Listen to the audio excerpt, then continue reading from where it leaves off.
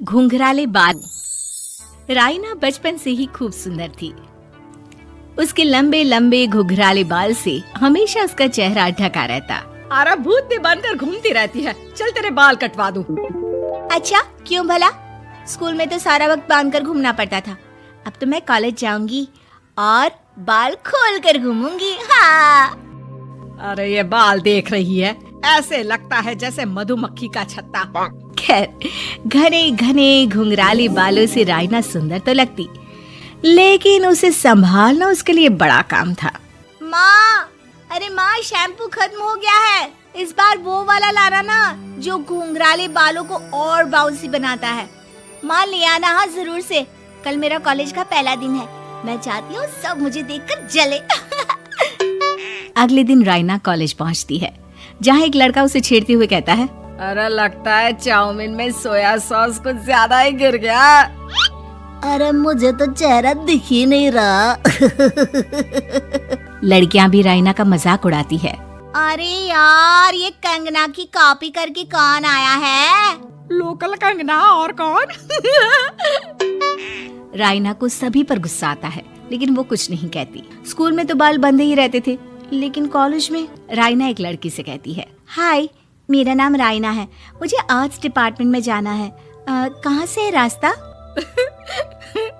अपने बाल हटा कर देखो, सामने ही बोर्ड लगा है। राइना को कॉलेज में भी दोस्त बनाने में दिक्कत आ रही थी। वो रोते रोते घर आ जाती है। माँ, मैं क्या करूं? आज तो सारे दिन लोगों ने न जाने क्या क्या बोलकर मेरा मजाक ही बना कर रख दिया। माँ प्लीज कुछ करो ना मेरे बालों का। मैंने तो पहले ही कहा था कटा दे, पर तू।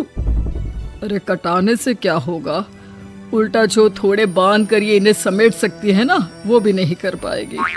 तो क्या मेरी कोई दोस्त नहीं बनेगी कॉलेज में, या मैं हमेशा लोगों के मजाक का ही शिकार होती रहूंगी? राइना जोर जोर से रोने लगती है। तभी उसका छोटा भाई आ जाता है और राइना के बालों के बीच एक पेंसिल छुपा देता है। तभी उसका दोस्त भी पीछे से आ जाता है। अरे ढूंढो ढूंढो, कहाँ है पेंसिल, मैं नहीं बताऊंगा।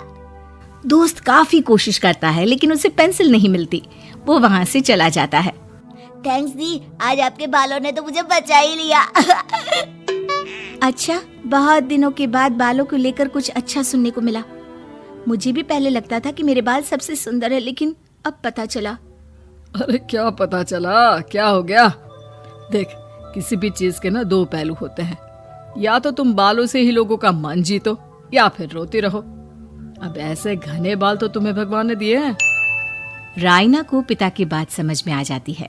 वो सोच लेती है कि जिन बालों के कारण वो कॉलेज में एक भी दोस्त नहीं बना पा रही है, उन्हीं बालों से वो दोस्तों की लाइन लगवा देगी। अगले दिन कॉलेज में डेस्क में राइना बालों को आगे कर लेती है और लोगों को लगता है कि राइना का चेहरा पीछे है, लेकिन राइना घने घुंघराले बालों को हटाकर हंसने लगती है।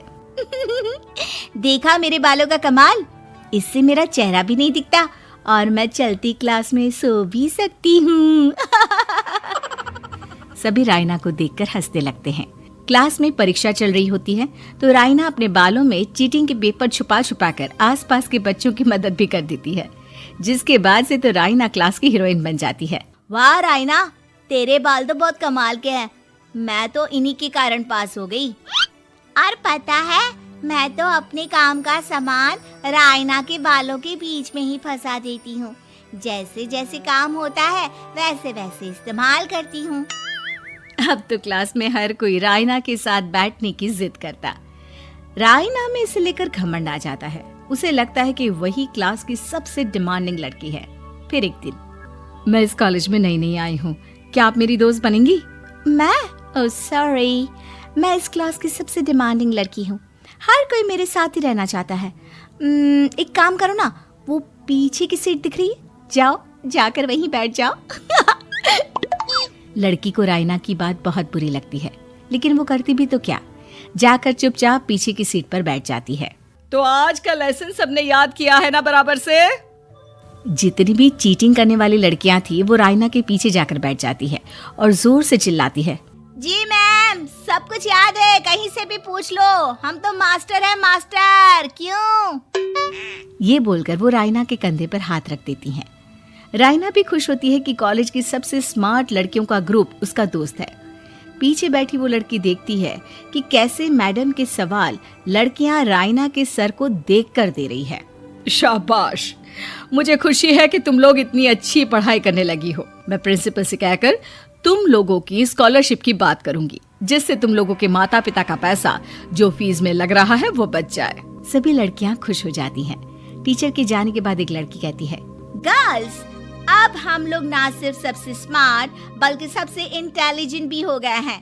इसी बात पर आने वाले संडे को मेरे घर पर पार्टी, सबको आना है, ओके? सभी लड़कियां पार्टी के लिए एक्साइटेड हो जाती हैं। रायना भी। माँ, मेरे कॉलेज की सबसे स्मार्ट लड़की ने पार्टी रखी है संडे को। मैं भी वहाँ सबसे अच्छी दिखना चाहती हूँ, लेकिन ये बाल। घुंघराले बालों का तो कर भी क्या सकती है। तभी उन लोगों की नजर पार्लर के एक इश्तिहार पर पड़ती है जो 3000 रुपए में बाल स्ट्रेट कर रहा था। माँ, मुझे पैसे देना, मैं बाल सीधे करवा कर आती हूँ। संडे को पार्टी में सबसे अच्छी लगूंगी। बस फिर क्या था, अपने घुंघराले बालों को रायना पार्लर जाकर स्ट्रेट यानी कि सीधा करवा लेती है। और फिर पार्टी वाले दिन, हाय गर्ल्स, कैसी लग रही हूँ मैं? ओह नो, शिट, ये क्या करवा लिया बालों का हाल? और जिसके घर पार्टी थी वो लड़की, अरे ये क्या करवा लिया? तुम्हें मालूम नहीं है, जिस बालों में चीटिंग रखकर हम लोग टीचर के अगर इम्प्रेशन जमाते थे, उन बालों को तुमने। अरे हमें तो स्कॉलरशिप भी मिलने वाला था, अब तुमने बाल सीधे करवा लिए। अब तुम हम लोगों के लिए किसी काम की नहीं हो। अरे लेकिन हम दोस्त तो है ना, क्या मैं अच्छी नहीं लग रही हूँ? हमें तेरे अच्छे और बुरे लगने की कोई जरूरत नहीं है। हम लोगों को तेरे बालों से फायदा था, अब वो नहीं है, तो हम तेरे दोस्त भी नहीं है। जाकर बाल वापस घुंघराले करके आ, तभी तो हम लोगों की दोस्त बन सकती है। रायना रोते रोते घर आती है और माँ को सारी बात बता देती है। माँ, ला पैसे दे, मैं बाजार जाकर बाल ठीक करा के आती हूँ। लेकिन माँ, मुझे ये बाल बहुत अच्छे लग रहे हैं, काश ये बाल मैं पहले ही सीधे करवा लेती। देख बेटा, पैसे तो मैं तुझे दे दूं, लेकिन वैसे बाल करके तू फिर ऐसे दोस्त बनाएगी जो तेरे साथ मतलब के लिए जुड़े हैं। लेकिन इन बालों में तू ऐसे दोस्त बनाएगी जो तेरे साथ जीवन भर का साथ निभाएंगे। रायना को माँ की बात समझ में आ जाती है।